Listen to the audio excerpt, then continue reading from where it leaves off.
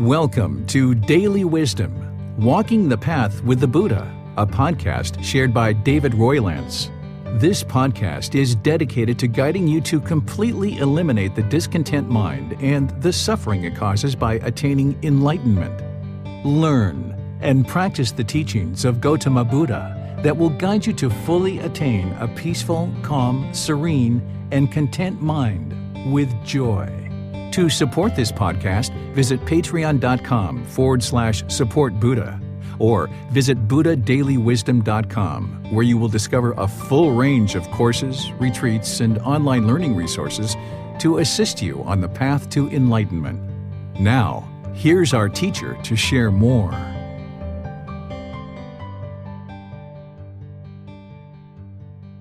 Sawadee Kap. Hello and welcome to Daily Wisdom, Walking the Path with the Buddha. Today is our group learning program, and I'm starting a 3-part series on the Eightfold Path. The Eightfold Path is the core central teaching of the Buddha, where you're going to fully understand how to eliminate the discontentedness by learning and investigating this teaching, by reflecting on it to independently verify it and practicing it. You're going to need to revisit this teaching multiple times throughout your journey to enlightenment. But here at the very beginning of the group learning program, what I like to do is take a real deep dive into the Eightfold Path so that you can really understand it and start to really kind of get your arms around what the Buddha taught as this core central teaching, because all the other teachings plug into it. So over the next 3 Sundays, we're going to be exploring the Eightfold Path, starting with today, where we're going to be studying the wisdom section of the Eightfold Path. This is where you're going to learn about right view and right intention. We start each one of our classes with meditation, so I'd like to invite you guys to join for meditation, where I'm going to lead us into meditation with some chanting, and you're welcome to chant along if you know these chants. And as we go forward in the group learning program, I'll teach you how to do these chants. Just keep in mind that these aren't a rite or ritual or ceremony or worship. It's not prayer or anything like that. There's nothing mystical or magical that's happening. It really helps to invigorate the mind, bring some awareness to the mind and awareness to the breath as you ease into meditation so you can get more benefit out of the meditation.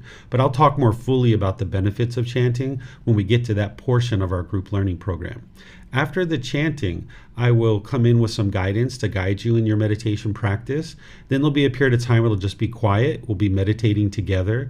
And then we'll come out of the meditation with some more chanting as well. And then there, I'll move into sharing with you the teachings of the Buddha on this important teaching of right view and right intention, where you can have this breakthrough to finally understanding what's causing all your discontent feelings, and then understand the solutions of how to eliminate all the anger and sadness and frustration and all those other discontent feelings. And part of that solution is to actually do the meditation. So that's one of the reasons why we start each class with meditation, because it's going to help you to retain the teachings for a longer period of time and develop a practice over a consistent long-term period where you're gradually meditating 2 or 3 times a day, kind of building up to 30 minutes or more over a period of 6 months, a year, 2 years, where you can gradually build up your practice. So you can use these classes as a way to build up your practice, and then outside of class, you can also be meditating as well. This is what's going to be really important for you to be able to transform the mind closer and closer to enlightenment. So if you'd like to join, you can take a position either seated, lying, or standing. These are the 3 positions that work out really well for online learning. There's also a walking position as well. If you're in the seated position, you might just sit with your legs lightly crossed, maybe with a cushion under your rear. Sometimes people like to put their legs off the cushion in order to elevate the hips and lessen the angle at the hips, the knees, and the ankles. By having your legs lightly crossed, it allows the circulation to flow. But if you're not sitting on the floor, that's completely fine. You can sit in a chair or any other sitting device. You don't need to be on the floor in order to meditate. The Buddha put his right hand over his left with his thumbs together, and he put this into his lap. If that's comfortable for you, you could use it. But this practice isn't about everyone doing it exactly the same way, because that's not actually possible. It's about you finding what's comfortable for you. So if you'd like to put your right hand over your left and your thumbs together and put that in your lap, wonderful. Use that. But if not, there's other options too. You could put your palms flat on your thighs. You could put them on your knees. You could put your palms up. Some people just like to rest their hands comfortably in their lap. that your lower body and your hands and arms should be completely relaxed and comfortable. The upper body should be erect. This keeps the mind attentive and alert during the meditation so that you can actively train the mind. If you have your sternum up and your shoulders back, it also helps you to breathe in through the nose and out through the nose. So this will help you in your meditation practice by having an upper body that is erect. It'll keep your mind attentive and alert during the meditation and make it easier for you to breathe in and out of the nose. So if you like to take a position of seated, lying, or standing, and then what I'll do here is I'll just guide us into meditation with the chanting, and then I'll come in with some actual guidance to help you. Arahang Samma Sambuddho Mahakeva Bhutang Mahakevanhang Apivateyami Savakhato Mahakevata Dhammo Dhammang Namasami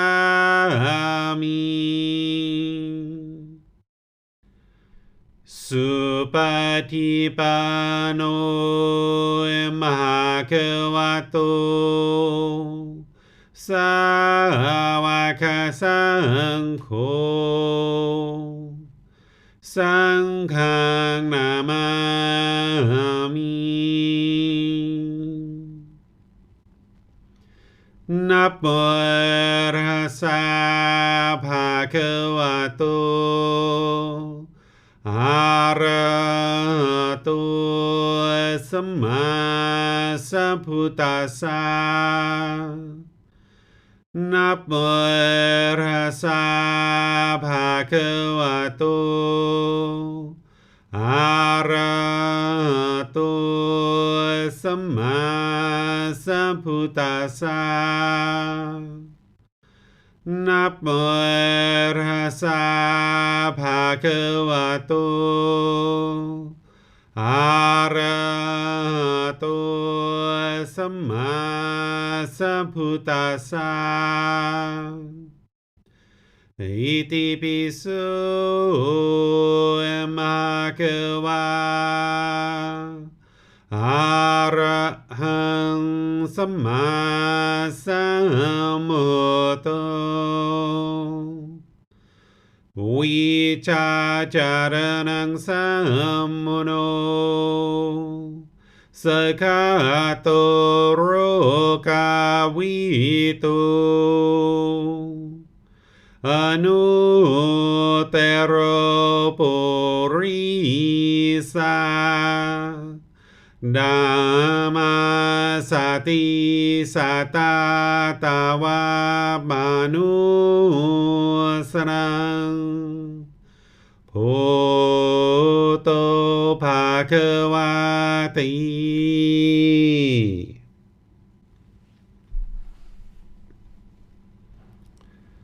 Okay, with the lower body and hands and arms comfortable, and the upper body erect, just close the eyes and start breathing in through the nose and out through the nose. Here you're just looking to establish the breath, a nice, natural, steady, consistent breath. Not forced or controlled, just a gradual inhale through the nose, experiencing the full breath. And then when you're ready, exhale out through the nose. Breathing in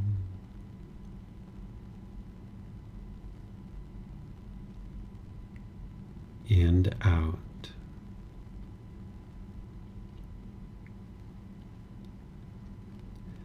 Breathing in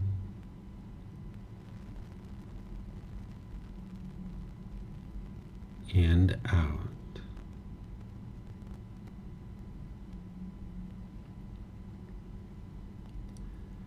Your breath may not match up with the guidance that I'm providing, and that's okay. This is your practice. I'm just here for guidance. You can use this voice as a reminder that whenever you get to the next inhale, breathe in gradually through the nose, developing a nice, natural, steady, consistent breath. And then when you're ready, exhale out through the nose, experiencing the full breath. Breathing in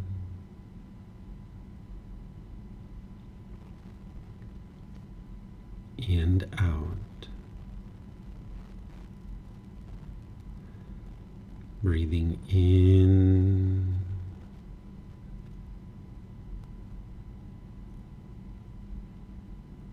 and out.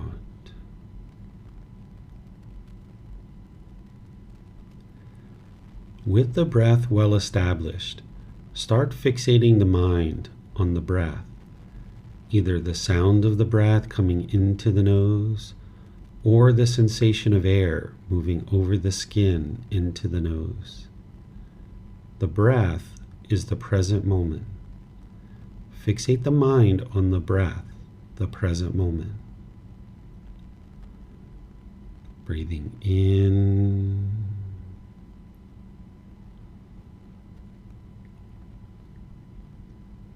and out.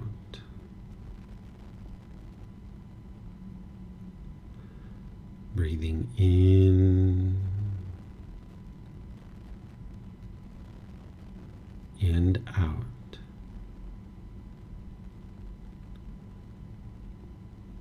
As the mind is focused on the breath, whenever you notice that it moves off the breath, cut that off, let it go, and come back to the breath, the present moment.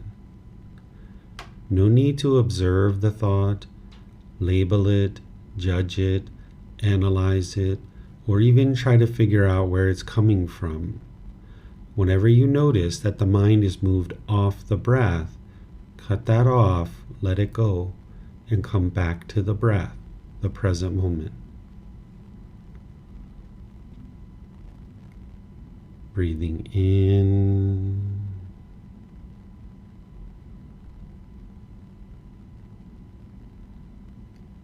and out.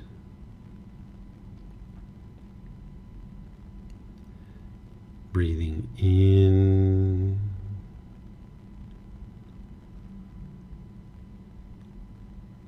and out. I'm going to be quiet now and let you do this work of focusing on the breath, cutting off and letting go anytime the mind moves off the breath. You have nowhere to go. There's nothing to do.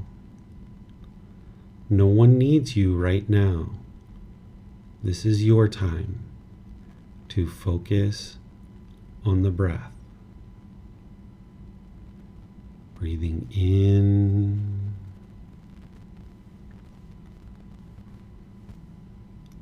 and out.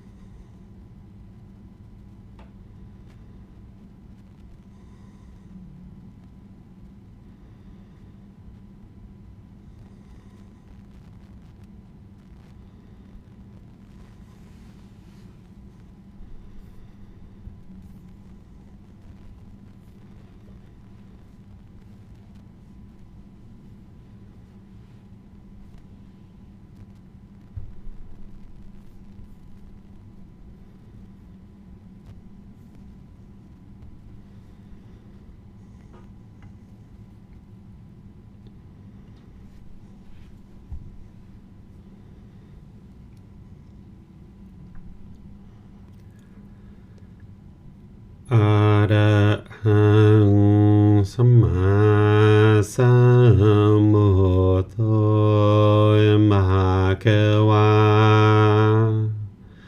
พุทธังมหาเกวันนังอภิวาเทมิสวากขาโตภะคะวะตาธัมโมธัมมังนามัสสามิสุปฏิปันโนภะคะวะโตสาวกสังโฆสังฆังนามามิ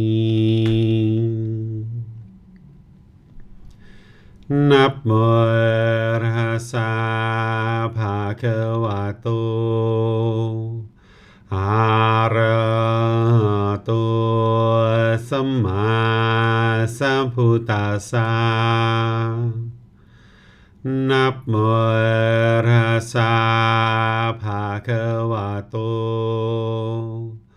อะระหะโตสัมมาสัมพุทธัสสะนะโมตัสสะภะคะวะโตอะระหะโตสัมมาสัมพุทธัสสะอิติปิโสภะคะวะอะระหังสัมมาสัมพุทโธ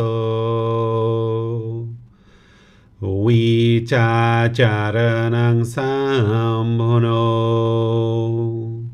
สคาโตโรกาวิโต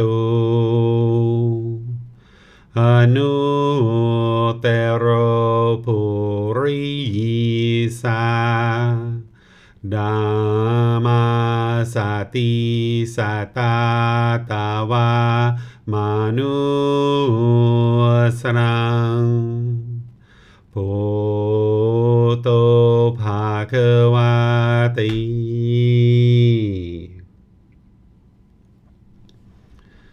Okay, if you'd like to slowly, gradually make your way out of meditation, what I'd like to do is just take a moment to let you know that if you're first starting to meditate and you're just starting to meditate in this way, it's very normal for an individual to have a bombardment of thoughts or to have a thought and kind of indulge in that thought for a period of time as you're meditating, and then you realize 2 or 3 minutes down the road, oh yeah, that's right, let me bring my mind back. I'm supposed to be meditating.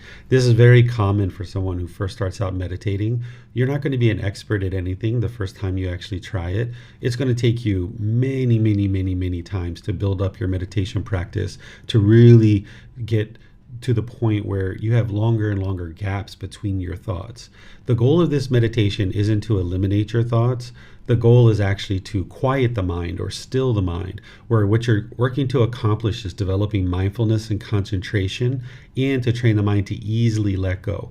I talked about all of this and much more in our recent class on Wednesday, which was part 1 of a 4-part series where I taught breathing mindfulness meditation. If you haven't seen that yet, I highly encourage you to go to our YouTube channel or our podcast or on our Facebook group and find that particular class, and where you're having difficulties finding it, let me know so that you can watch it and you can learn how to build up your breathing mindfulness meditation practice. Because in a matter of probably about 3 weeks or so, I'm going to be starting to teach you loving kindness meditation, and we're going to be doing loving kindness meditation, which builds upon breathing mindfulness meditation. So you're going to need to start developing a breathing mindfulness meditation practice, which is going to help to transform the mind and build in qualities that you need to practice this Eightfold Path that I'm going to be teaching you now over the next 3 Sundays. So once again, welcome to all of you guys, whether you're joining for the first time or you've been joining regularly. I'm going to guide you in understanding the Eightfold Path, starting with the first 2 steps today, and then later, as we go forward on the Sundays, I'm going to be diving into the other sections as well. Keep in mind what I shared last week, that the teachings of the Buddha aren't about believing a bunch of things. That's not what you're actually doing. You're not believing, and hoping something good happens when you die. You need to learn his teachings, investigate them, and examine them. You need to reflect on them to independently verify whether they're true or they're false, and then you need to practice them in order to transform the mind. So I'm going to show you how to do that today in today's class. I'm going to show you how to gradually learn, how to reflect, independently verify, and how to practice his teachings so that you can actually get the benefit and the results. As we go, you're welcome to ask any and all questions that you like. I'm going to be pausing it a few times, opening up to questions. You can put that into Facebook, YouTube, or in Zoom. Or in Zoom, you can electronically raise your hand and ask any questions that you like. I'll be able to see you and call on you, and you can open up your microphone and then ask any questions that you like. And those of you guys on Facebook, YouTube, and Zoom, if you put your question in the comment section, I'll be able to see that and then answer your question for you. So this Eightfold Path is something that you're going to be needing to learn in order to move your mind to this enlightened mental state. You can think of these as 8 individual dials. Like if you had a speaker system and you were trying to get a better and better quality sound out of these speakers, you would have these 8 individual dials that you would be dialing in and tweaking in order to get a better and better quality sound out of these speakers. Well, the same thing is true about the mind, that you can dial these 8 factors into your life more and more. This is your life practice. When we talk about this book, Developing a Life Practice, the path that leads to enlightenment, the life practice is this particular teaching. The Eightfold Path is the life practice. And as you understand each one of these factors and you dial them into your life closer and closer, you'll notice a better and better quality forming mind, that your mind will form, and you'll notice that it will be optimized, that you'll get more clarity, concentration, better memory, you'll be able to sleep better. You'll notice that your discontentedness starts to diminish more and more and more. Meditation is part of that, but you also need to learn these 8 factors and practice them. So today I'm going to be talking about the wisdom section, and this includes right view and right intention. And then next Sunday, we're going to be diving into right speech, right action, and right livelihood.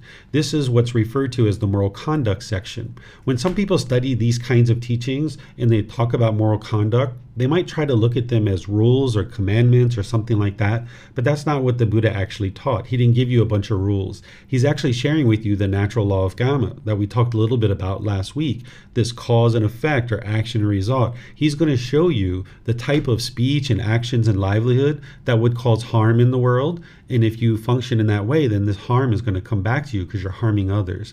He doesn't teach you about your personality or your character or anything like that. That's all your way of practice. But in terms of awakening to the natural laws and understanding the natural law of Gotama, of cause and effect, he's going to show you the moral conduct that causes harm to other beings, and then that harm is going to come back to you. And this is what you would need to do in order to clean up your conduct so that less and less harm is coming back to you, and eventually get to the point where you don't have any harm coming back to you whatsoever. You can get to a point where all your relationships are at ease and they're really blossoming because you're not being bitter and harsh and hostile any longer in your relationships. But you're going to need to learn how to do that. You're going to need the wisdom of how to do that. So that's what next week's class is all about. And then finishing out this 3-part series before we move into other content in the group learning program, I'll be teaching you the mental discipline section of right effort, right mindfulness, and right concentration. When the mind is experiencing anger and sadness and frustration and all those other discontent feelings, the individual doesn't have control over their mind. That's why it's experiencing the anger, sadness, frustration, the stress, the anxiety, the guilt and shame and fear and all these other discontent feelings. So if you can learn the mental discipline section and start implementing this gradually into your life, you'll be able to control your mind more readily, ultimately getting to the point where you're not experiencing any discontentedness at all. You'll notice that this is where meditation integrates into the Eightfold Path, is in the mental discipline section. So it's so important that's why I'm starting students out developing a meditation practice early like this in the group learning program. And we'll talk about how it integrates into the overall teachings when we get to that 3rd part of our 3-part series.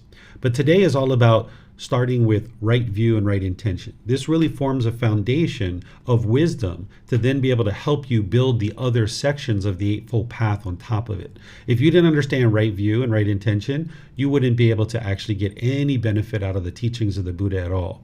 You can have a real breakthrough today. Whereas if you learn what I'm sharing with you and you reflect on it and you start practicing it, you can start to understand what is causing these discontent feelings once and for all. Because all through our life in the unenlightened state, we firmly believe that other people are causing us to be angry and frustrated. And as long as you have that view, which we refer to as wrong view, you'll never actually be able to fix your problem, because it's not other people that are causing you to be angry.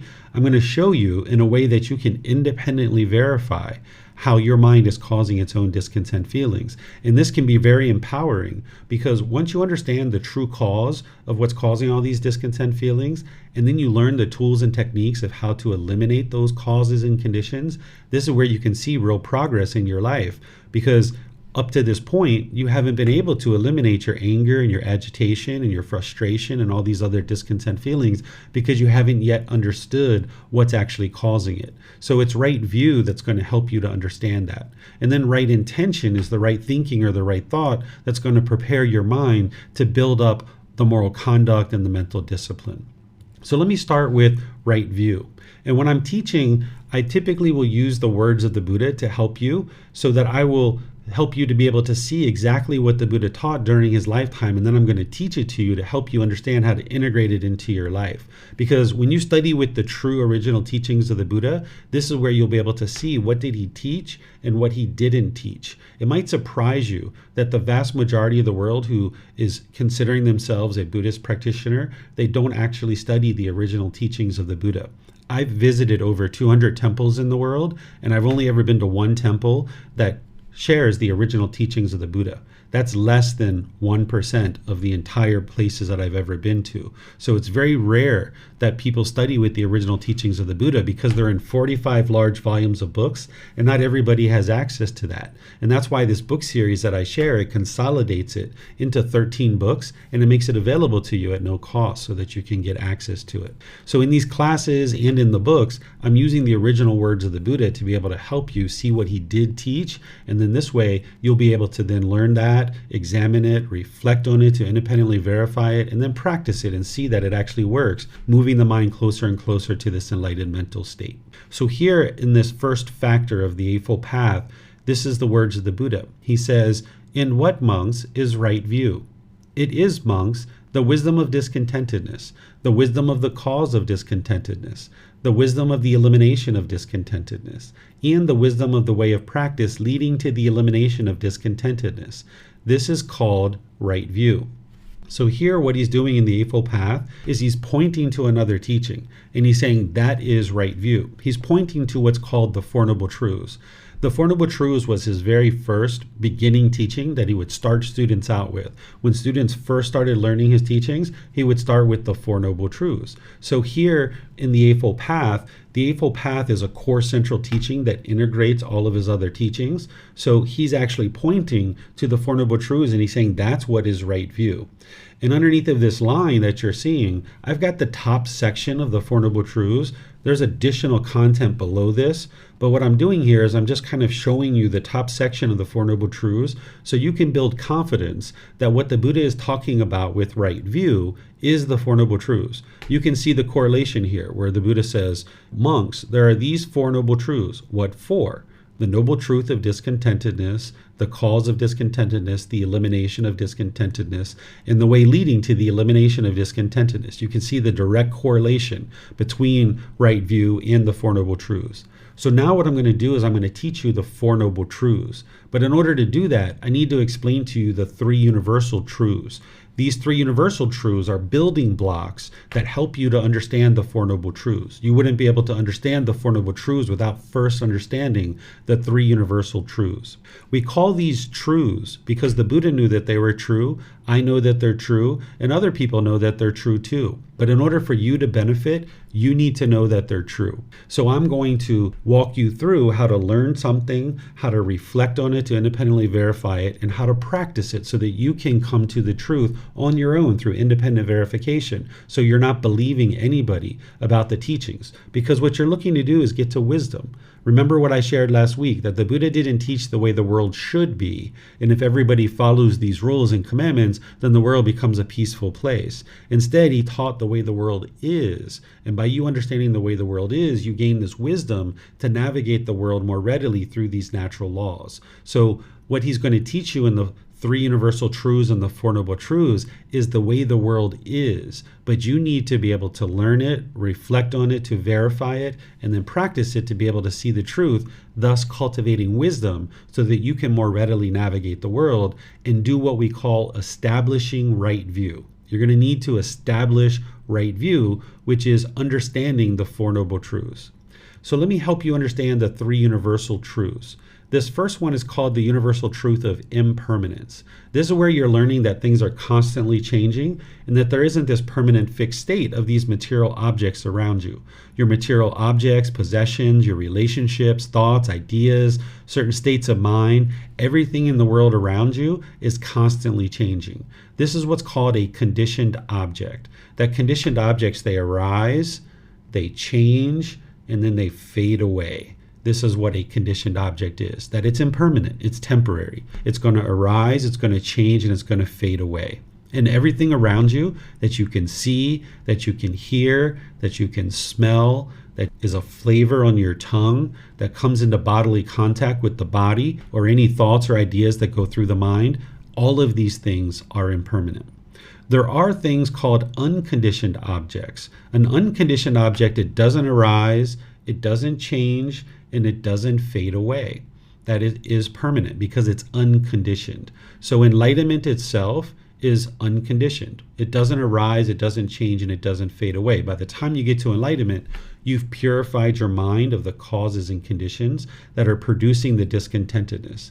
Those discontent feelings where the mind's going up and down and up and down, you've purified the mind of those causes and conditions. So now the mind is unconditioned. So the mind experiences this permanent peace, calm, serenity, and contentedness with joy. Also, the natural laws of existence that the Buddha taught, those are permanent as well. They're unconditioned. That those natural laws, they didn't arise, they don't change, and they don't fade away. This is why his teachings are timeless. What he taught during his lifetime is just as applicable during his lifetime as it is today. Now, the books and people's memories of these teachings is all impermanent. That stuff is constantly changing. But in terms of the natural laws themselves, they haven't changed from the lifetime of the Buddha until now. And this is why his teachings are just as applicable today as they were back then. His teachings are timeless. But this universal truth of impermanence is teaching you that everything around you is going to arise, it's going to change, and it's going to fade away. This is impermanence. So now this is a little bit of the learning. Now let's go into the reflection, where you're starting to independently verify through your own direct experience whether what I just shared with you is true or whether it's false. So if I'm sharing with you everything around you is impermanent, you should be able to look around the world and you're not going to find anything that's permanent. So if you look around the world and try to find something that's permanent and you can't find anything around you that's permanent, then you've been able to independently verify that this is the truth. So what I suggest an individual does is starts with something that they're familiar with, like the human body. You can start reflecting on this. You can ask yourself, is this human body permanent or is it impermanent? If this human body is permanent, that means it stayed the same your entire life and it's never changed. If this human body is impermanent, that means it's constantly changing. So ask yourself, is this human body permanent or impermanent? So what you've probably come back with is that this human body is impermanent, right? Because ever since you were born, this body has been constantly changing. And nowadays, your fingernails are growing, your hair is growing, it's turning different colors. You might be losing your hair. We got teeth as a child that grew in, then those teeth fell out, and then we got new teeth that grew in, and now you might get cavities every once in a while. You might get pimples or moles or different things like this. Your skin color or skin complexion might be changing. This is all impermanence, that the physical body is impermanent. Now look at other things that you're familiar with. Look at your relationships. Are your relationships permanent or are they impermanent? If your relationships are permanent, that means you've had exactly the same people in your life your entire life, and nobody's ever changed. If your relationships are impermanent, then that means you've had people coming and going in and out of your life your entire life. So what would you say? Are your relationships permanent or impermanent? You'd probably say your relationships are impermanent, right? People have been coming and going in and out of your life. Well, now ask yourself about your bank account. Sometimes people laugh at this one, right? Is your bank account permanent or is it impermanent, right? People usually laugh and they joke. They say, of course, my bank account's impermanent, right? Your bank account's going up and down and up and down and up and down. Some people's goes up and up and up. Some people's goes down, down, down. It's constantly changing. Look at the weather. Is the weather permanent or is it impermanent? It's impermanent, right? So you could go on and on and on and on and look around the world and deeply soak this into the mind. You're going to need to look and see if you can find something that's permanent. Go on a scavenger hunt. That's what I did with my son when I was teaching in these at 6 years old. We went on a scavenger hunt and we walked around our village here in Thailand, and he tried to find things that were permanent and he couldn't find anything, right? He looked at the trees. He saw the trees had green leaves up in the tree, and then on the ground they were brown, right? And they had fallen down. We walked on the sidewalk and we saw that there was a crack in the sidewalk. That's impermanence. The height and the color and the shape and the texture of the sidewalk changed. Some streets have sidewalks, some streets don't. That's all impermanence. If you notice that there's a fence that has been painted and the paint has faded, that's impermanence. So you can go around the world and see that things are constantly changing, that you sleep in perhaps different beds throughout your life. You haven't slept in the same exact house your entire life. You haven't had exactly the same job. You won't have the exact same job. You've had all these different things that are constantly changing. So this is a building block to help you understand the Four Noble Truths when we get to it. So you're going to need to deeply see this and know it as wisdom, that everything around you is impermanent and it's constantly changing. The second universal truth is called discontentedness. This is where the Buddha is describing the unenlightened mind and that it has conditioned feelings. I'm going to explain this to you. The Buddha at his lifetime, or at least what's documented in the Pali Canon, is using the word dukkha. This word dukkha is sometimes translated into English as suffering. I don't use that word in relationship to this particular universal truth because it doesn't fully capture what the Buddha was talking about here. But if you've studied teachings of the Buddha in other places, you might have heard the word suffering being used here for this particular universal truth. I'm going to explain to you what this universal truth is and then why I share it as discontentedness, but I'm going to circle back and explain to you why I don't share it as suffering. So this universal truth of discontentedness is describing the unenlightened mind, that it experiences conditioned feelings. What a conditioned feeling is that your mind experiences feelings based on some condition. If there's some condition that is present, then you will experience a certain feeling. And these feelings are impermanent. They arise, they change, and they fade away. The Buddha describes that there's pleasant feelings, painful feelings, and neither painful nor pleasant. These are the three feelings that are experienced in the unenlightened mind, and they're based on some condition. So the pleasant feelings are things like happiness, excitement, elation, thrill, exhilaration, euphoria. Those are all very pleasant for you to experience, and they're based on some condition. That if it's sunny outside, you'll be happy perhaps, or you'll be excited. Or if your mom calls you, or your brother calls you, or your boyfriend or girlfriend calls you, or your kids come home with good grades, you'll get happy and excited based on some condition, right? That's the condition that has to be present. But then there's these painful feelings, things like sadness, anger, frustration, irritation, annoyance, guilt, shame, fear, stress, anxiety, and others. So that if the mind gets what it wants, it gets pleasant feelings. But if it doesn't get what it wants, it gets these painful feelings. This is the second aspect of the universal truth of discontentedness. And then there's these feelings that are neither painful nor pleasant. I put boredom and loneliness here, but some people say that that's quite painful for them. So you could put that in a painful category if you'd like. But shyness is a really good example of neither painful nor pleasant. Or say that you were on public transportation and somebody you don't know came and sat really close to you and your body was touching their body.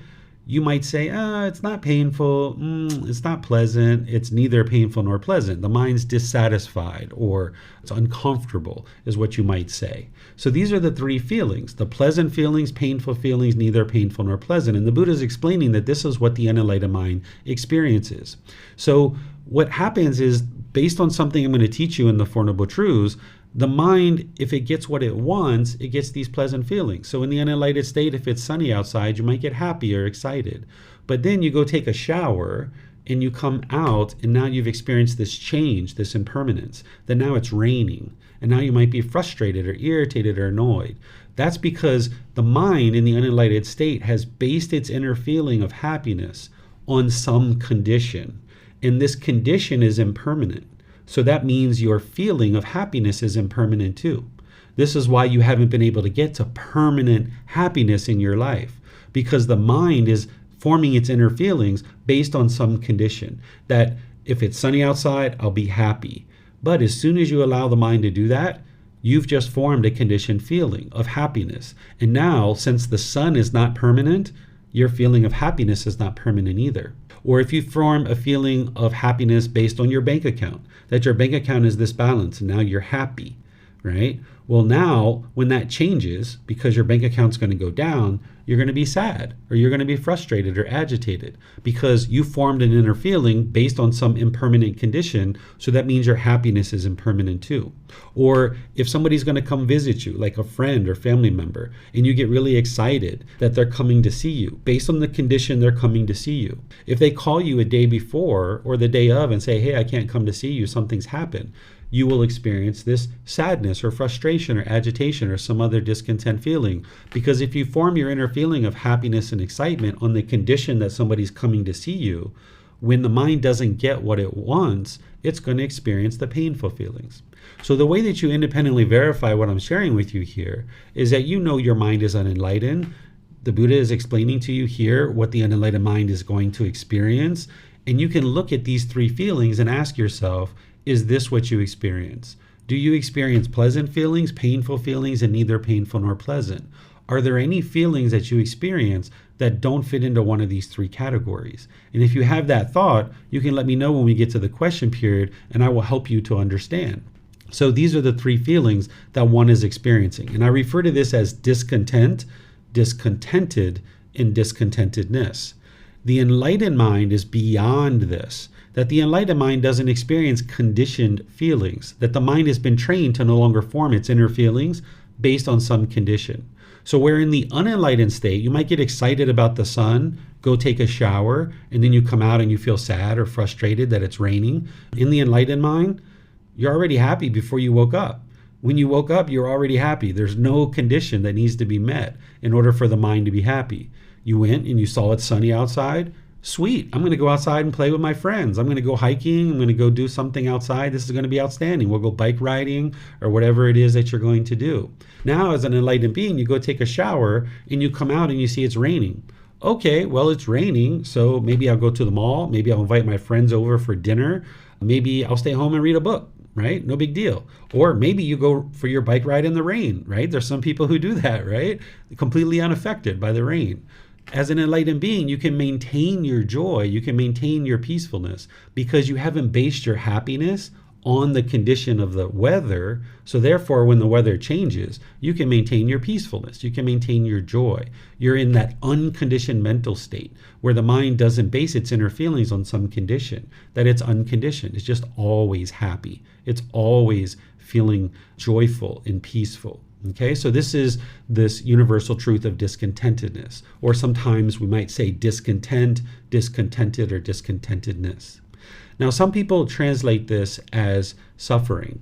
So I don't use this word because to me, the suffering explains the painful feelings really well.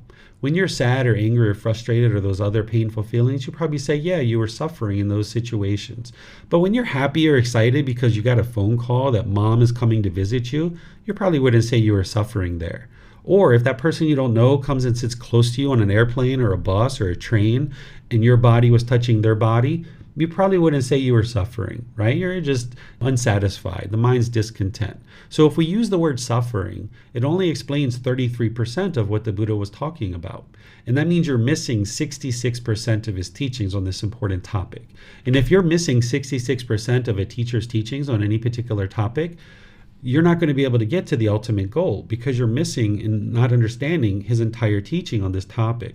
So this is why I don't use the word suffering. So discontent, discontented, or discontentedness will describe the full range of feelings that an unenlightened mind experiences. And now you can independently verify that this is true. This is a universal truth that all unenlightened beings are going to experience these conditioned feelings. And that's how you get to wisdom, to independently verify it. Now let's talk about the universal truth of non-self. This is actually a solution to one of the problems that the Buddha discovered in the mind. The Buddha discovered 10 individual pollutions that are in the mind. These are referred to as the 10 fetters. And all of his teachings that he shares is to help you eliminate these 10 fetters, or these pollutions, or taints, or defilements. We call it a fetter because what a fetter is during ancient times, they would put a shackle and a chain and a ball around a prisoner's leg, and that would keep them confined in a certain area. Today we put them in a jail cell, and that's usually what we do with someone who's a prisoner. But during ancient times, they would put a fetter on your ankle, a shackle, a chain, and a ball, and this would keep you trapped in that particular area. Well, the 10 fetters, or these pollutions or taints or defilements, it's keeping the mind trapped in the unenlightened state. And when you understand what these 10 fetters are, and you uproot them from the mind, and you purify the mind of those pollutions, you'll experience the peace and joy, slowly but surely. As you're removing more and more of the pollution out of the mind, you'll see more and more peace and more joy coming into the mind. So we're going to talk about the 10 fetters more when we get to chapter 3 of this program, but just understand everything the Buddha is teaching you is guiding you to eliminate those 10 fetters, whether you realize that or not. And when you first get started, you don't necessarily focus on those too intensely because you're just working on getting the core central teachings together. But just understand that that's kind of like what's at the heart of all of this. Well, one of the very first fetters that the Buddha discovered is called personal existence view. This is one on the list. It's number 1 out of the 10. What personal existence view is, and this universal truth of non-self is the solution to it, is personal existence view is where the mind clings to the body, thinking that this is who you are, or it clings to the mind, thinking that this is who you are. More specifically, it's clinging and holding on to your self-image, wanting to be perceived in the world a certain way. It wants the physical body to look a certain way. And when it looks that way, you get happy and excited, or you feel okay. But then when the body is not being perceived the way you want to be perceived, then you get frustrated or agitated or annoyed or some other discontent feeling. And the same thing is happening in the mind with the self-identity based on your culture, your ethnicity, maybe your nationality, maybe your sexual orientation or your job or occupation. There's a certain identity that the mind is clinging to and holding on to. So this is why if you ever were at a social event and you spilled chocolate ice cream or spaghetti sauce or something like this on your shirt and you were embarrassed, the reason why that embarrassment arose is because the mind's clinging to this body. It wants to be perceived in the world a certain way.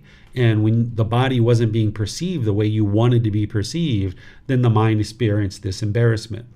Or if you ever looked in the mirror and you saw a pimple or a mole or a wrinkle, or you saw a gray hair, or you started losing your hair, or you get a little bit of fat here and there, and you looked in the mirror and you didn't like it and you were frustrated, this is because of personal existence view. The mind is clinging to this body, this self-image, thinking that this is who you are as a person. And then there's the self-identity, where the mind is clinging to certain culture, ethnicity, nationality, maybe a sexual orientation or a job or occupation or something like this, thinking that this is who you are. Like, I am American, or I am German, or I am Canadian, or I am Brazilian, or I am a police officer, I am a Buddhist teacher, I am a boyfriend, I am a girlfriend, I am a husband, I am a wife. All of this I am. And now when you're in a situation where you're experiencing certain contact, maybe somebody says, oh, wow, American people are so friendly and loving and kind. I just really enjoy being around American people. Well, if you identify as I am American, well, now when you hear that, you'll get pleasant feelings because you're identifying with that.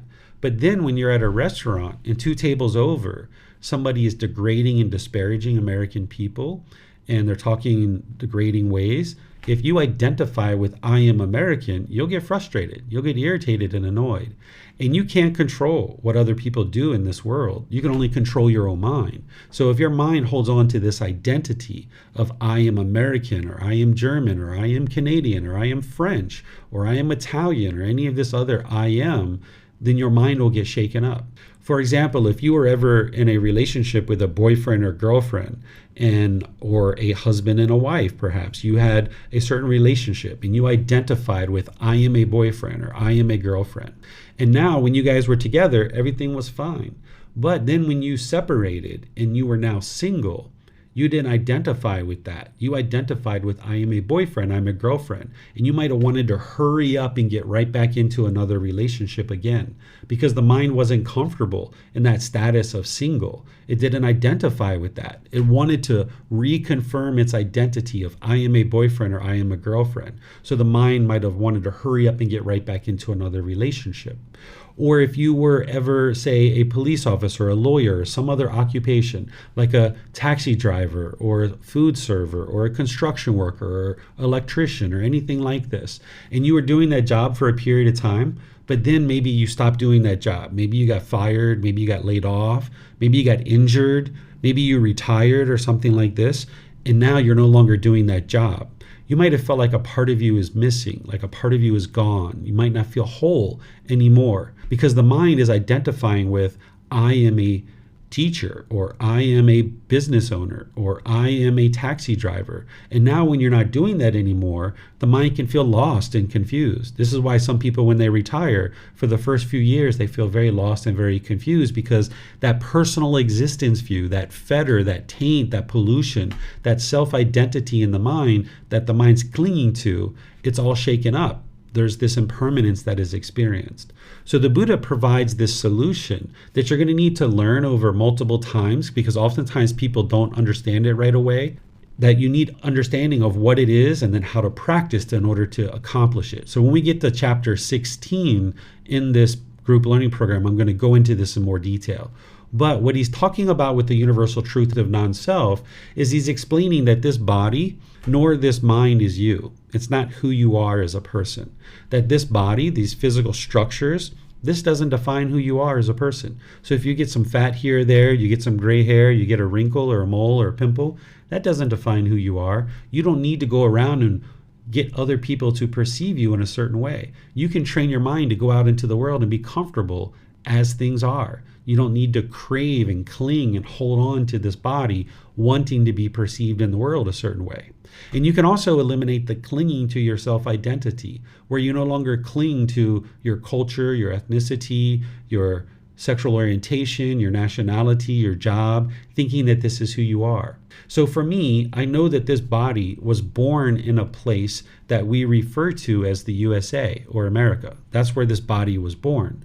But the mind doesn't identify with I am American, because as soon as I allow the mind to do that, then the mind can get shaken up very easily. If you hear complimentary things, you'll get pleasant feelings. But if you hear degrading and disparaging things, which you will hear because the universal truth of impermanence, not everybody looks at Americans or your nationality as favorable. So it's only a matter of time before you hear a news broadcast or you read a magazine article or you overhear somebody in a public setting degrading or disparaging people from where you come from. So you can eliminate the clinging and holding on to this self-identity of thinking this is who you are as a person, and just understand that there is a body, there is a mind, and these have come together, and we refer to this as a person, but none of this defines who you are as a person. Okay, so this is a little bit about the universal truth of non-self, where the Buddha says there is no you there, that there is no permanent self. And now, with that little bit of learning and realizing that you may need to revisit this multiple times, you can actually independently reflect and verify that this is true. Here's how you do it. I'm going to give you 3 ways to do this, and you can do all 3. The first one is you can think about your childhood, your teenage years, your early adulthood, and now. Think about your personality and your character, of who you thought you were as a person, right? Of who you are. Who are you? And how you thought of yourself during those 4 different stages of life. Childhood, teenage years, early adulthood, and now. Has your personality and your character and how you view yourself been exactly the same through all those 4 periods? Or has it been constantly changing? People usually say it's been constantly changing. They don't view themselves in the same way in those 4 stages. Okay, so this is one way. Another way is think about if your arm was amputated and you only had one hand and one arm. Ask yourself, are you less of a person because your arm was amputated? You only have one hand and one arm now. Are you less of a person? And most people say, no, I'm not less of a person. I just have less use of a hand and arm. I just have one hand and one arm. Well, there you can see that intellectually, you understand that this body is not you. Because if I ask you that question, are you less of a person, and this body is you, then you would say, yes, I'm less of a person. But I've never had anybody say that. Everybody always says, no, I'm not less of a person. I just have less use of a hand and an arm. Well, intellectually, you understand that this body isn't you. It's not who you are. Because otherwise, you would answer that question differently. You would say, yes, I'm less of a person. But you said, no, I'm not less of a person, right? So this is where you can see the unenlightened mind is confused. It has this misunderstanding. It has this confusion, this misperception, this wrong view of reality, that in the unenlightened mind clings to this body and think that this is who you are. So right here, when I question you, you can intellectually say, yes, this body isn't me. But when you're out in the world, if somebody said something degrading and disparaging about how this body looked, you'd get frustrated, you get irritated, because the mind's confused and it's misunderstanding. It thinks that this body is you. So there's certain tools and techniques that you need to use in order to realize non-self and realize that this body nor this mind is you. Now here's a third way you can independently verify that there is no self, that this body nor this mind is you. I oftentimes ask students to point to themselves. Where are you? And students will oftentimes point to the chest, or they'll point to the mind. They'll point and they'll say, I'm right here, and they'll point. Well, you need to look at what you're actually pointing to. You're pointing to a shirt. So ask yourself, are you this shirt? Is this who you are? Right? If I held up this shirt and I pointed to it, is that who I am?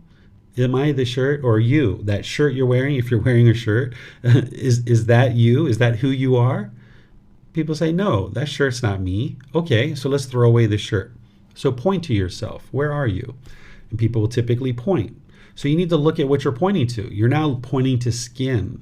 Okay, so if we take off that skin and we hold it up, is that who you are? That skin?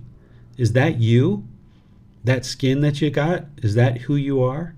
And most people say, no, that's not me. Okay, so let's throw away the skin. What else do we got? Where are you? Someone might point. You've got ribs, you've got muscle tissue, you've got organs, you got fluid. None of those bits and pieces and parts are you individually, and they're not you collectively either. None of those pieces are you, because if they aren't you individually, they can't be you collectively either. But again, the mind's confused. It'll struggle. It has this misperception and this misunderstanding, thinking that this body is you or this mind is you. So oftentimes people say, well, if I'm not the body and not the mind, what am I?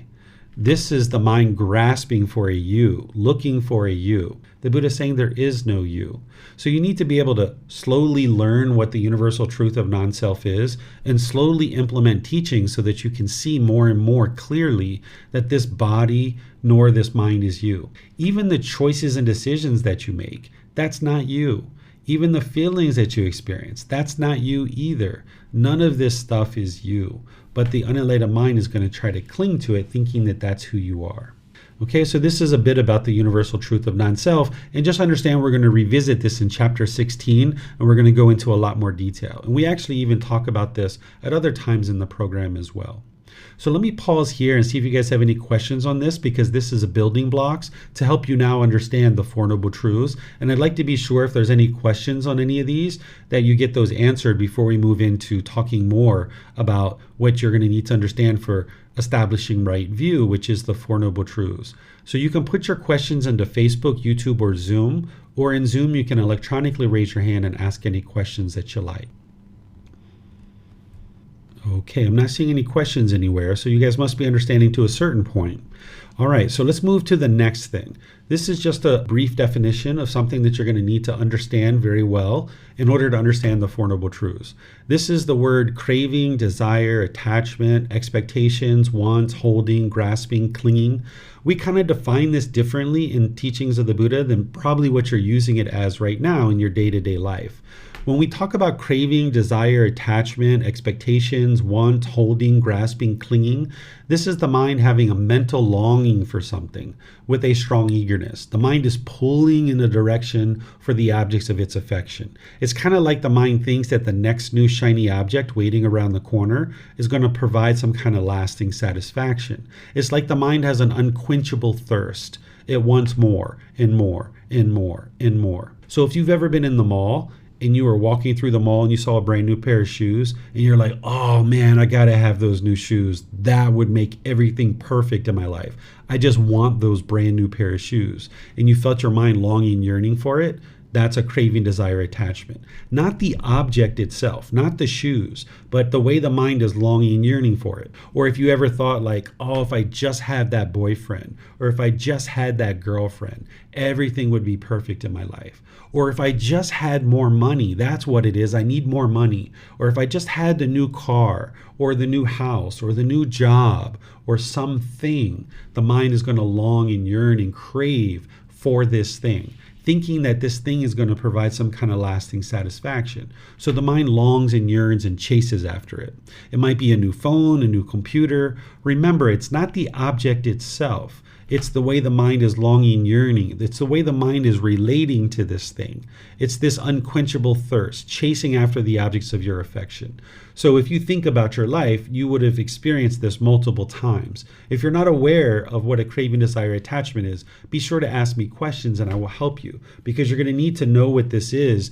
And ultimately, over time, you're going to need to be able to identify these in the mind, that the mind is longing, yearning. Because now I'm going to share with you the Four Noble Truths and help you understand this breakthrough of understanding the problem in the unenlightened mind, the cause, the elimination, and the path forward. In 4 simple statements, you're going to be able to understand the problem, which is the first noble truth, the cause of that problem, which is the second noble truth, the elimination of that problem, which is the third noble truth, and then the path forward to completely solving the problem, which is the fourth noble truth. So I'm going to walk you through this and help you reflect on it to understand it. And this is where you need to do the work to be able to independently verify it and have this breakthrough to finally understanding what's causing your discontent feelings.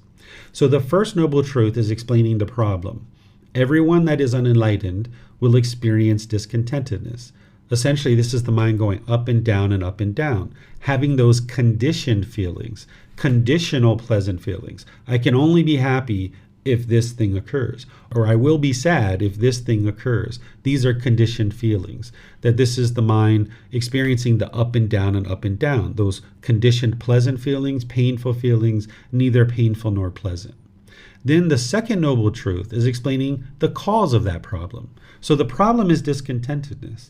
But the cause of discontentedness is our own cravings, desires, attachments, because the mind wants everything to be permanent when everything in the world is impermanent. I'm going to say that a few times, and I'm going to give you some examples to help you understand. So the discontentedness, those conditioned feelings, pleasant feelings, painful feelings, neither painful nor pleasant, is caused by the craving, desire, attachment. The longing, the yearning, the chasing after the objects of your affection, thinking the next new shiny object is going to provide some lasting satisfaction. Because the mind wants things to be permanent when everything around you is impermanent. Okay, so here's some examples to help you understand this. If you've ever been in a relationship with a boyfriend or girlfriend, when you guys first came together, you probably got all kinds of pleasant feelings. Here's somebody showing you affection. They're sending you messages. They're calling you. They're checking in on you. They might be inviting you to dinner or movies. You might be having intimate contact together. You might be going to the park. You might be having great, interesting conversations. This is all pleasant feelings at the very beginning of a relationship, based on your craving, desire, attachment, the longing, the yearning, wanting to have a relationship, the desire, the longing, yearning, thinking this person is going to make you feel whole. And now the mind chases and wants this thing. But now you go through your relationship together, your expectations grow, their expectations grow. You want certain things, they want certain things. Now the relationship becomes discontent. You're not getting what you want. You're getting angry, you're getting frustrated, you're getting sad, you're getting other discontent feelings, and now the relationship's over. And now you're really angry, perhaps. Now you're really sad. Now you're really frustrated, right, when the relationship's over. Because the mind's craving for this relationship to be permanent, wanting it to be permanent. Another way to say that the mind craves permanence is to say that the mind does not like impermanence. In the unenlightened state, the mind doesn't like change. When you start experiencing change in your life, you can easily be shaken up. So if you've been in a relationship and you got out of that relationship and you were sad or frustrated or irritated, The mind was craving permanence. It wanted this relationship to be permanent. It wasn't the love that was causing you to be angry or sad. Love doesn't cause sadness. Love doesn't cause painful feelings.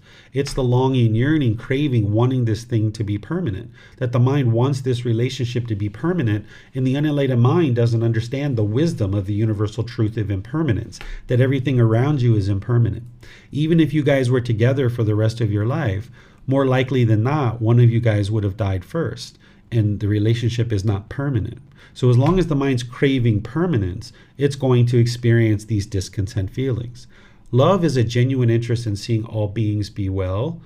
This is active goodwill. That doesn't cause painful feelings. What's causing the painful feelings is the craving, the desire, the longing, the yearning, the wanting things to be a certain way. This is even true if you've ever been to a funeral and you've been sad or sorrowful, if you've grieved. You're not a bad person. You haven't done anything wrong. That's not what the teachings of the Buddha are about. The teachings of the Buddha are explaining to you why your mind experiences what it experiences so that then you can solve it and you can fix it. When you went to a funeral or when you heard that somebody died, if you got sad and frustrated, maybe grandma, grandpa, mom, dad, brothers, sisters, close friends or colleagues, if you got sad or sorrowful or you grieved during that time, that's the mind craving for them to be permanent. The only reason why they died is because they were born. Everybody has to die. And you understand that intellectually, but the mind is holding on, wanting this person to be permanent. If grandma's alive, you'll be happy. But when she dies, you'll be sad or frustrated. If grandpa's alive, you'll be happy. But if he's dead, you'll be frustrated or angry or sad or grieving. This is the unenlightened mind forming conditioned feelings. Here's a more simple example to help you understand. Let's say you got a brand new car, and when you got that brand new car, you got all these pleasant feelings because it's the car you always been wanting to get. It's your favorite car. Go into your imagination and think about that favorite perfect car that you've always wanted to have. And now you drive it off the lot of the dealer, and you're driving around town, and all your friends are seeing you, all your family and colleagues. You feel so great about this new car. Well, now you park it at the store, and you go inside, and then you come out, and you see a scratch on your car. Whoa, you might get so frustrated, right? If you have a craving, desire, attachment here, you're going to get frustrated. You're going to get agitated and annoyed. It's not the scratch that's causing the mind to be frustrated or angry. And it's not the person who scratched your car. They're not causing you to be angry or frustrated. What's causing the mind to be angry or frustrated in this situation is the mind's craving for this car to look permanently beautiful. That the mind craves for the car to look one particular way permanently. And it's just not possible. We're not talking about what's wise or unwise in the situation because obviously we're not interested in scratching anybody's car. It would be wonderful if nobody ever scratched our car. But that's just not the world we live in. We live in an impermanent world. That's what the Buddha is describing to you, how the world around you is functioning. You live in an impermanent world. And your car is not only going to get scratched, but the paint's going to fade, the tires are going to need changed, the window washers are going to need to be changed, the upholstery is going to get ripped or torn perhaps, it's going to fade. This is all impermanence. And if your mind craves for this car to look one particular way permanently, you'll be discontent when everything starts changing because the mind's craving for that permanence, but yet it keeps experiencing this impermanence over and over and over and over and over again. Okay, so these are a couple of examples to help you.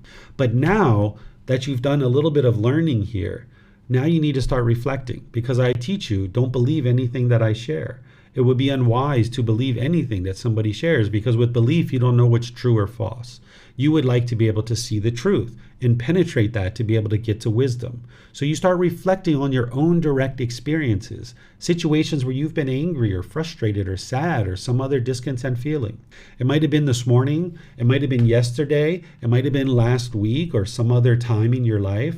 Look at that situation because in the unenlightened state, what we typically do is we tend to blame our discontent feelings on other people.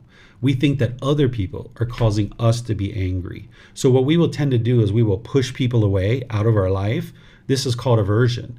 Or we'll push a situation out of our life. This is called aversion.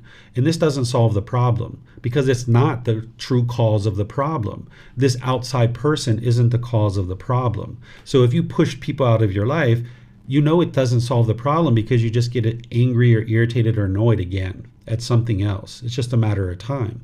Or you might be bitter, harsh, and hostile towards people in your intentions, your speech, and your actions, almost trying to fear other people to do things your way. Or the third thing you might do is you might put your expectations on people and try to control people to do things your way. This is what the unenlightened mind does, that it wants these cravings fulfilled. So you'll try to push people away, you'll be bitter, harsh, and hostile with people, or you'll put your expectations on people, trying to get them to do things your way. But none of these three things work.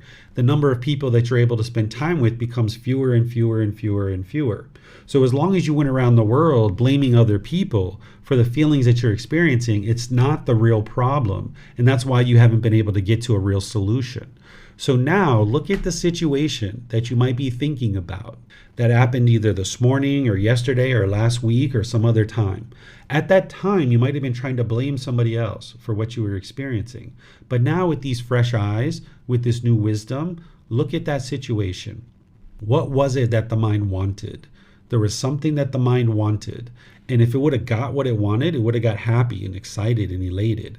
But that would have ultimately faded away and your mind would have ended up in some other feeling anyway. But because you didn't get what you wanted or you expected, or the mind was longing, yearning for that thing, you got angry or frustrated or agitated or annoyed.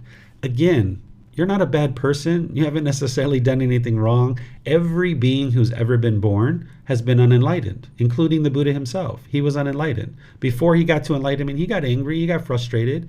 Even Jesus Christ, if you've practiced the teachings of Jesus, he got angry and he got frustrated too. He wasn't perfect the way that people describe.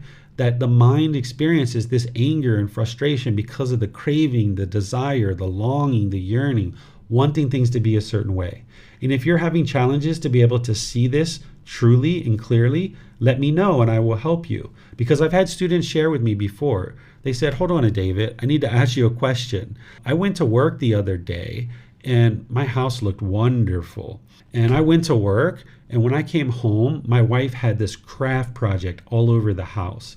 And when I walked in the door, I instantly got frustrated. How did my mind cause these discontent feelings? Because I wasn't even there. It was my wife who put everything all over the house. Didn't she cause me to be angry? Well, the answer is no, right? What actually caused the mind to be frustrated and angry is that the mind was craving permanence. It was wanting this house to look one particular way permanently. And when this person went to work, their mind was expecting and wanting and craving for this house to look exactly the same way when they came home. And when they came home and they experienced this impermanence, their mind didn't understand that. It didn't understand the universal truth of impermanence, and it was craving permanence. So the mind is causing its own discontent feelings. I had needed to explain to this student that your mind is causing your own discontent feelings. Your house can't look one particular way permanently. It's just not possible. And all that stuff that was all spread out all over through the house by this person's wife, this craft project, that's not permanent either. She's going to eventually put it away, and you might even help her put it away as well. So what I'm describing to you here with the second noble truth is that your mind is causing your own discontent feelings, that the mind's craving, desire, attachment is causing it. And this is why you can eliminate them. If you continue to believe that other people are causing you to be angry and frustrated, you might want to go out into the world and teach other people to do things your way. This is what the unenlightened mind typically will want to do. But this isn't going to work because there's 8 billion people in the world. You're going to have a massive training program to train 8 billion people to do things your way. And there's new beings being reborn all the time. So you're going to need to have this extensive training program all throughout the entire world. Or you could just train one mind. There's one mind that you have the ability to fully train. And you can figure out whose mind that is. It's your own mind. Right? So if you can come to terms with independently verifying and seeing the truth for yourself that your mind's been causing all these discontent feelings, this is empowering because then you can actually eliminate them. Whereas if you continue to have wrong view where you firmly believe that other people are causing you to be angry, then you won't ever solve it because that's not the real cause of the problem. So you can get to the point where you eliminate this burden of having to tell everybody else in the world what to do. You can just train your own mind to get to the point where it's peaceful and joyful because you've eliminated your cravings, desires, attachments. And that's the third noble truth. The elimination of discontentedness is possible by eliminating cravings, desires, attachments. Because if the cause of the problem is craving, desire, attachment, then the way to eliminate the problem of discontentedness is to eliminate the cause of that problem. The cause of that problem is craving, desire, attachment. So the Buddha provides certain tools and techniques to eliminate craving, desire, attachment, the longing, the yearning. That's what breathing mindfulness meditation is. And that's why I help students build that up at the very beginning of their practice. That when you're focused on the breath, you're developing mindfulness or awareness of mind and concentration. So that in daily life, where you see your mind longing and yearning and chasing after things, you can cut it off and let it go, realizing that that's going to end up in sadness or frustration or anger. Whereas if you're not training your mind that way in meditation to focus on the breath and cut off and let go and bring your mind back, you don't have discipline. You don't have control over your mind. So when you see something that you disagree with, you'll get angry, you'll get frustrated. But it's not possible for you to permanently agree with everybody in the world. It's only a matter of time before you disagree with something, because there's only one person in the world that you agree with 100% of the time. And I think you know who that person is, right? It's yourself. Even though there is no self, it's this being who you are, right? You won't agree with your life partner, with your children, with your parents, with your boss, with your coworkers. It's impossible for you to agree with everyone all the time, because that would be permanence. The universal truth of impermanence teaches you that it's not possible for you to agree with everyone permanently. So if you can only get along with people who you agree with, there's only one person who you can get along with, just you. That's it. But if you can eliminate your cravings, desires, attachments, your longing, your yearning, wanting things to be a certain way, expecting things to be a certain way, you can get to the point where you can live harmoniously with all beings. And that involves eliminating your cravings, desires, attachments, which breathing mindfulness meditation does, as well as practicing generosity. Generosity is the giving and sharing of your time, your effort, your energy, and your resources without any expectation of anything in return. This is where the mind learns to let go through practicing generosity. Because when you have craving, desire, attachment in your mind, you'll become selfish. You'll hold on to things really tightly. My phone, my car, my house, my kids, my husband, my wife, my boyfriend, my girlfriend, my job, my money. Everything's mine, mine, mine. My jewelry, my clothes. But you can train to practice generosity, where you live open-handedly, where you're willing to share. Even if you're sharing food, you can share your food. And this will train your mind to let go. So with breathing mindfulness meditation and generosity, this is what's training your mind to eliminate cravings, desires, attachments. But the complete perfect plan to solve your craving, desire, attachment is in the fourth noble truth. The path to eliminating discontentedness is the Eightfold Path. That's the complete perfect plan that the Buddha shared, that if you learn each one of those factors and you dial them in closer and closer into your life, you'll learn how to eliminate craving, desire, attachment. So this is the Four Noble Truths. It explains the problem, the cause of the problem being craving, desire, attachment, and then the elimination of that problem is to eliminate craving, desire, attachment.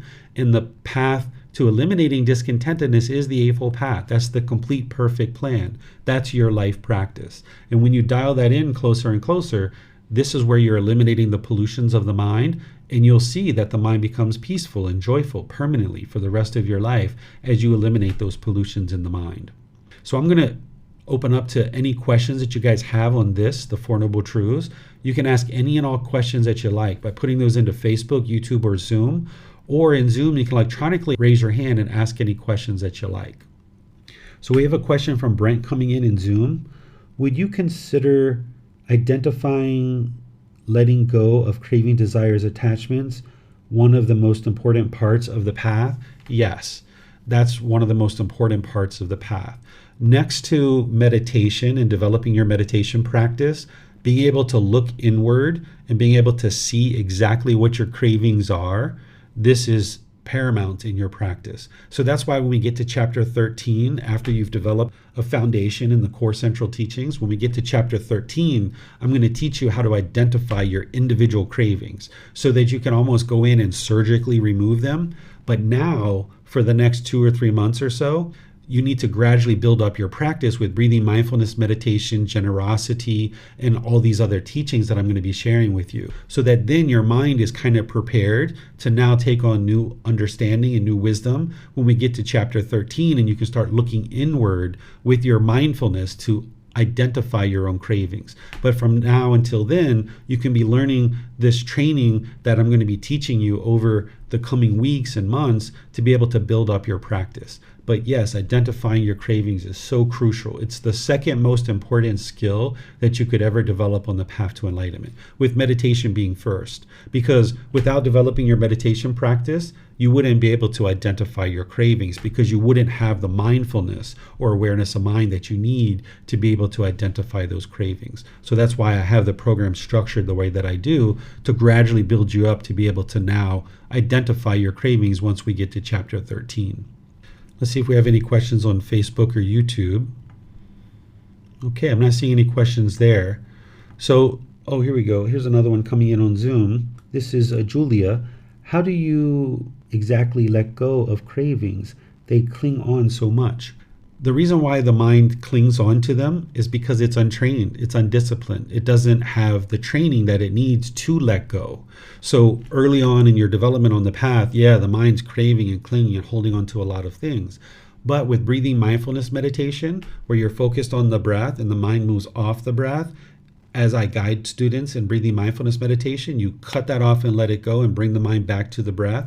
This is guidance from the Buddha, instruction from the Buddha. You'll see that the mind in your meditation, 20, 30, 50 times during your meditation, if you have to let go, let go, let go, let go, this is very good for your mind. That's why I opened up after our meditation and said, the goal of this meditation isn't to eliminate your thoughts.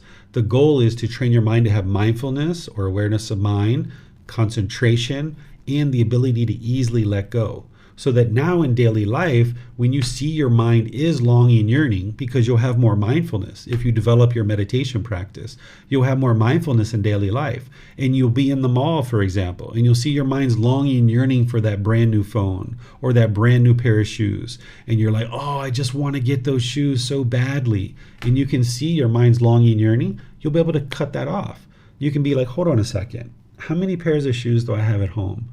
This isn't true anymore, but I have 30 pairs of shoes at home.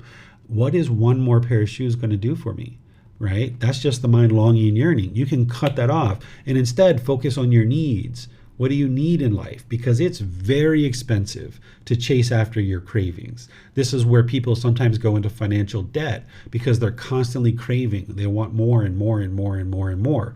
So breathing mindfulness meditation is something you need to start working on to train the mind to let go, because it doesn't want to. In the unenlightened state, it hasn't been trained to let go. So inherently, because of the human condition and being born into the world as an unenlightened being, your mind is going to grab onto things and hold it very tightly.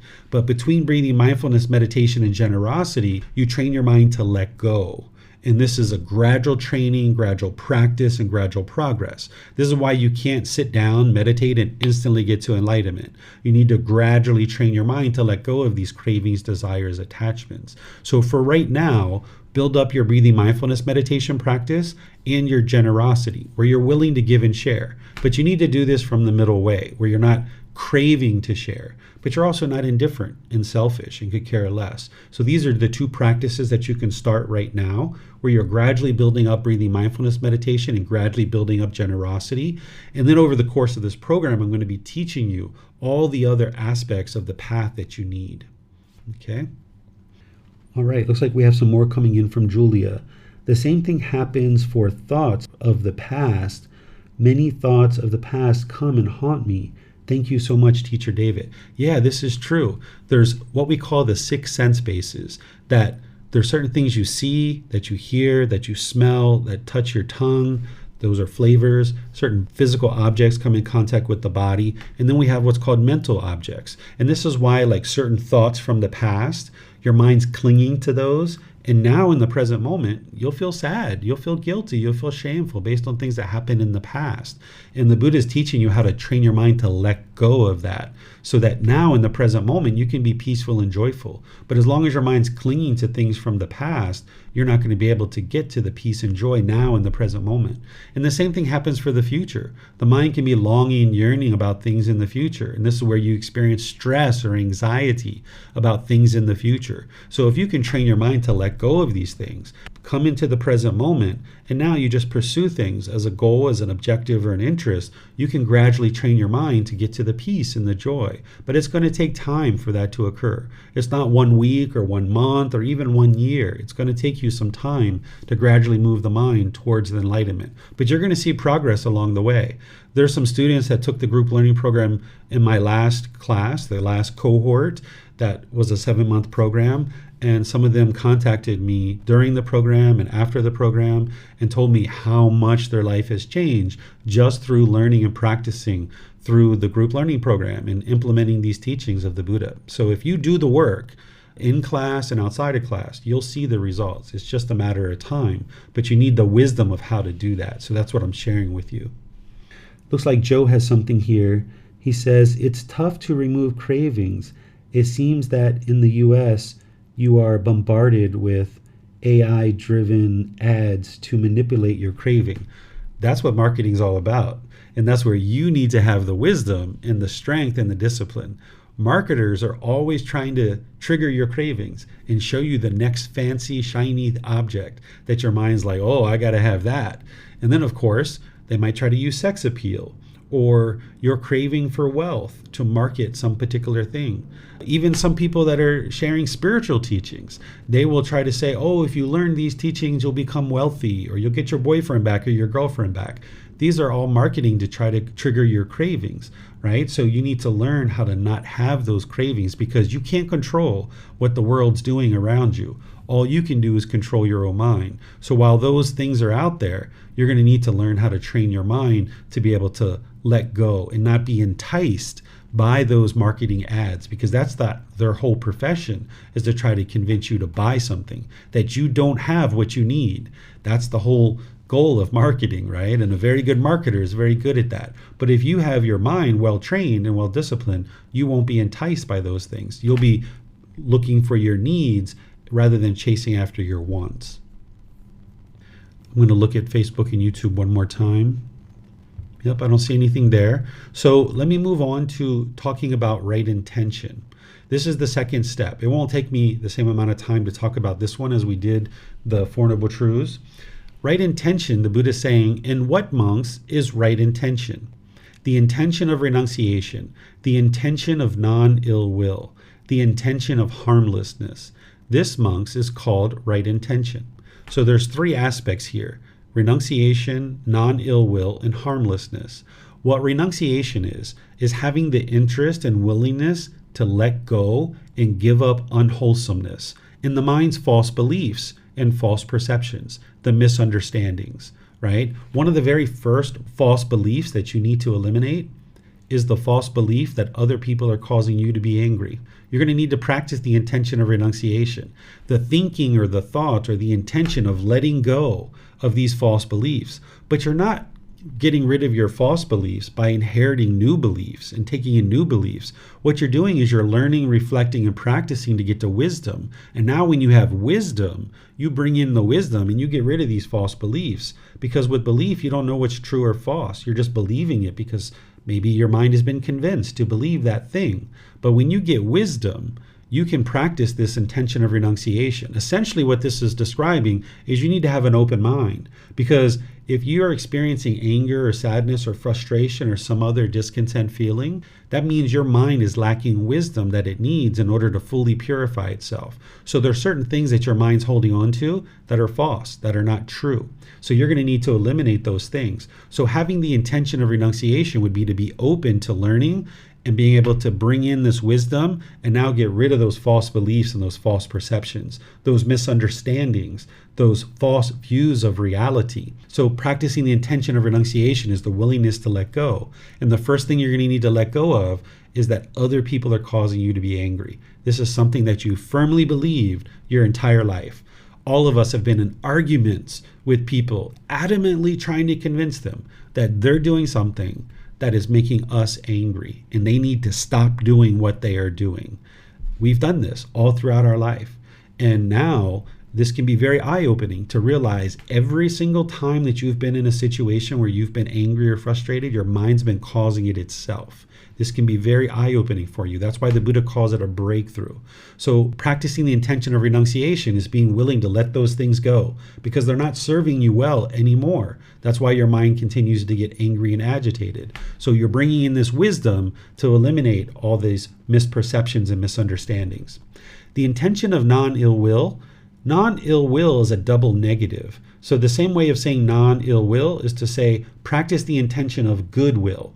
What ill will is animosity, bitterness, anger, hatred, and all those lesser versions like resentfulness and all these other things. So you would like to practice the opposite of that, which is goodwill. This is loving kindness, a genuine interest in seeing all beings be well. So having the intention of non-ill will would have active goodwill in the mind, that you would be genuinely interested in seeing all beings be well.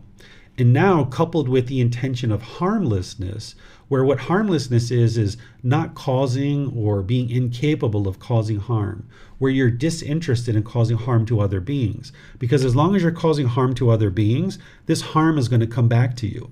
So you need to cultivate this intention or this thinking or this thought of harmlessness, where you're disinterested or incapable of causing harm to other beings. And this forms the foundation to now build the moral conduct. And this is helping you to be able to understand this cause and effect, or an action and result, that as long as you're putting harm out through your intentions, your speech, your actions, your livelihood, all that harm is going to come back to you. So if you're looking to clean up your life and clean up the mind, you're going to need to practice the intention of harmlessness, where you're disinterested in causing harm to any being whatsoever, including this being who you are here, because you're going to need to make wise decisions about different things that you're doing to this being as well.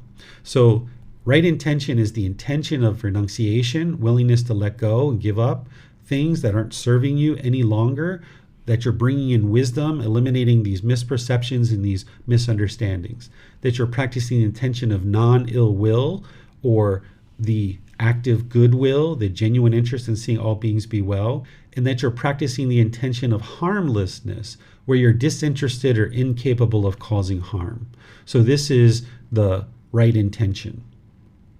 Now, just to summarize what I've been teaching you today, is right view is the Four Noble Truths, where essentially what you're learning is that it's craving, desire, attachment that is causing these discontent feelings.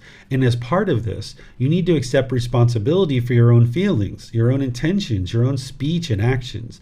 If you continue to go around the world and blame other people for what you're experiencing, you'll never solve your problem. And that's why when you push people out of your life, it doesn't solve the problem, because you just become bitter and harsh and hostile, or angry or agitated about something else. Or you might be bitter, harsh, and hostile to that person, and they choose to leave out of your life. We've all experienced that, where we've been angry or bitter or harsh and someone chooses to leave out of our life. Or you might put your expectations on someone. You start pressuring them to do things your way. And in this situation, they might choose to leave out of your life too.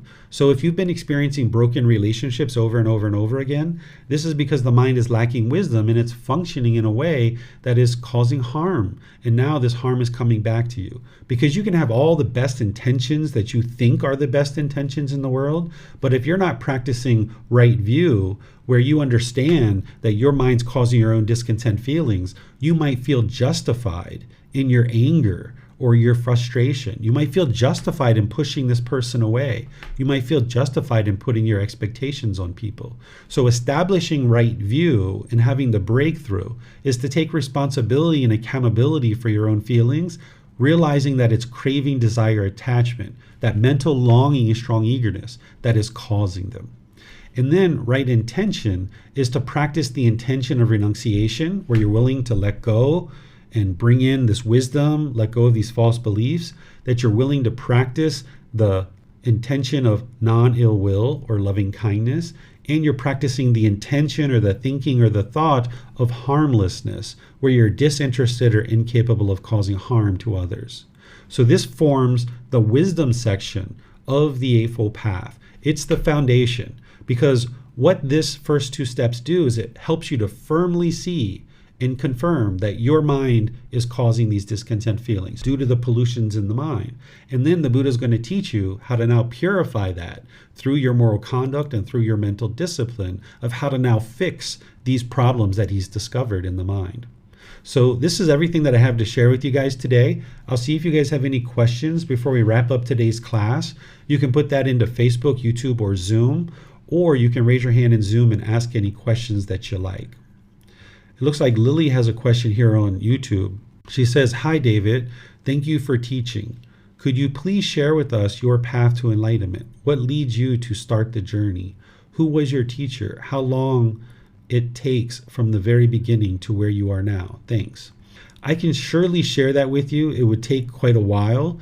What I would like to do instead, though, is there was a period of time where students have interviewed me, and they did these two different classes where they asked me a bunch of questions, and it was recorded. So if you go to our YouTube channel or the podcast and search for Getting to Know the Teacher, if you pull that up, you'll be able to see where students asked me questions and I replied to it. I think that's a better way for you to be able to learn that rather than me taking time now during this class. But thank you for your question, and you'll be able to find your answers there. There was two different classes where they did that over a period of years. So just search for Getting to Know the Teacher. And if you have any issues finding it, just let me know and I will send you a link for it.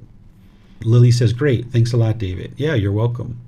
Okay, I'm not seeing any other questions anywhere. Okay, here we go. We have some from Brent on Zoom. He's saying, "I have been trying to run through right intention in my daily life, out and about as often as possible, which is not as much as I'd like.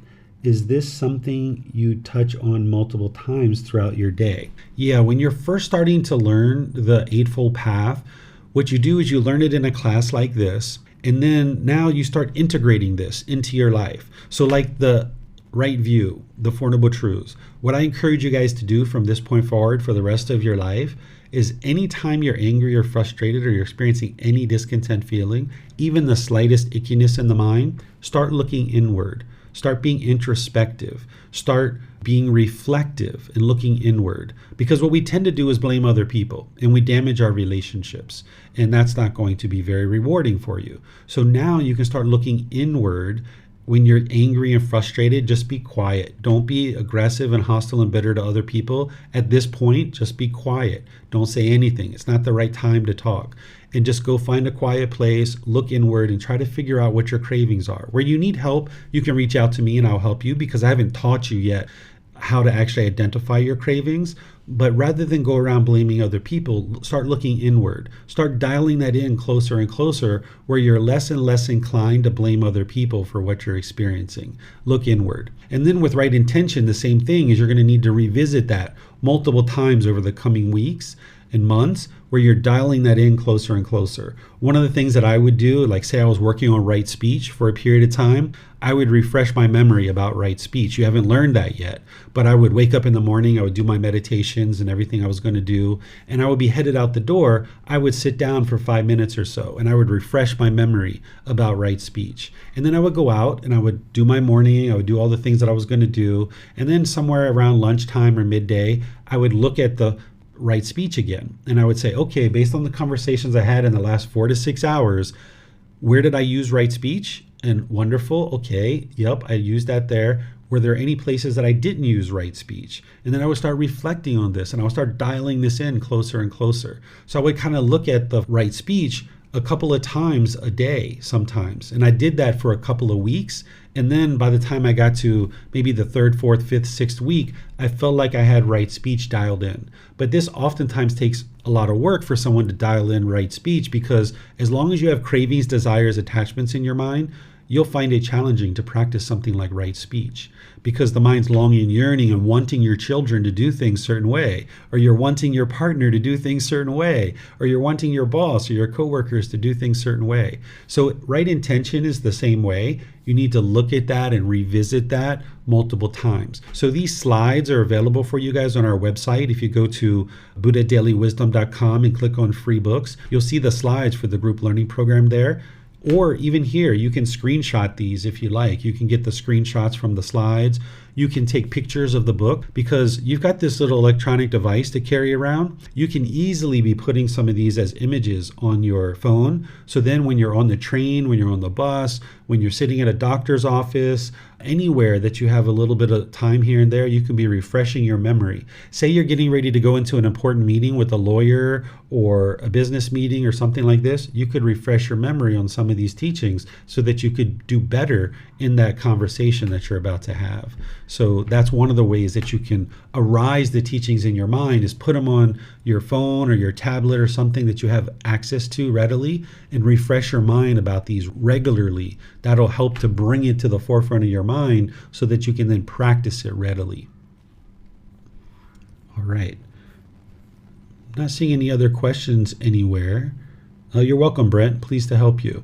All right. So what I'll do then is just remind you guys that next week we're going to be in our second part of this 3-part series. I'm going to be moving into the moral conduct section, and I'm going to be using the original words of the Buddha, and I'm going to be using examples as well, just like I did today, to help illustrate how these teachings can be independently verified and how you can practice them. So if you would like to do a little bit of reading in this first book, because I've mentioned to you guys last week that it would be wise for you to get a copy of this, either downloading it from our website, you can take it and go print it, you can get a printed version on Amazon, or you can get ones here at the temple in Chiang Mai. And there's even an audiobook version of this that if you look on our YouTube channel or on the podcast, you'll see the audiobook version of this. So some people like to learn with an audiobook.